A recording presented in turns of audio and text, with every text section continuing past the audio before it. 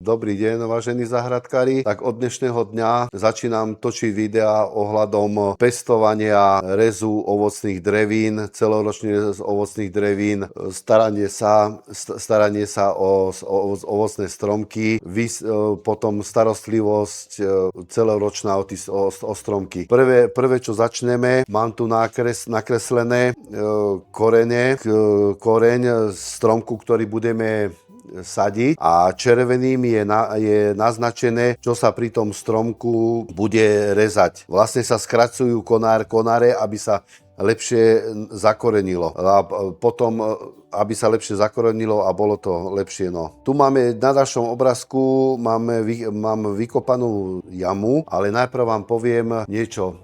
Lepšie je stromky ovocné vysádzať na južné svahy a južné strany, lebo na severných stranách nemusia dosahovať toľku úrodu stromky. A ďalej, čo mám, pred vysadením stromku je dobré rok predtým pohnojiť pôdu, kde sa budú stromky vysádzať, a pár dní v deň, keď sa pôjdu vysázať stromky, som ukazoval, ako sa skracuje koreň nového vysadeného stromku.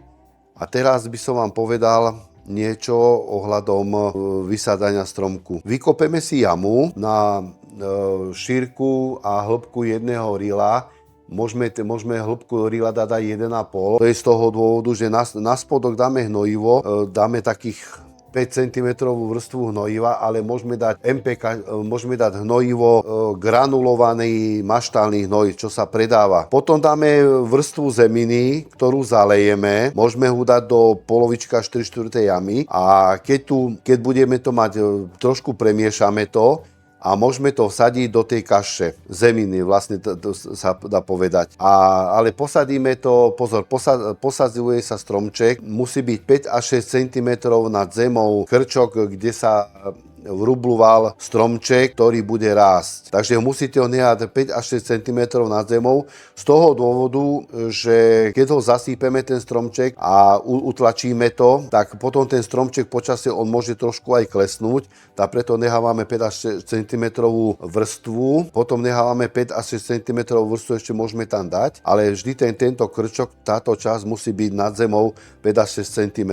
Potom, keď je už stromček vysadený, tak okolo stromčeka, to vám môžem takto nakresliť takú guličku, že to je stromček, a tuto okolo stromčeka v okolí asi 25-30 cm dáte zeminu, urobíte takú vaničku. A tá vanička je na to, aby sa tam, keby bolo suchšie obdobie, aby sa tam mohla naliať voda.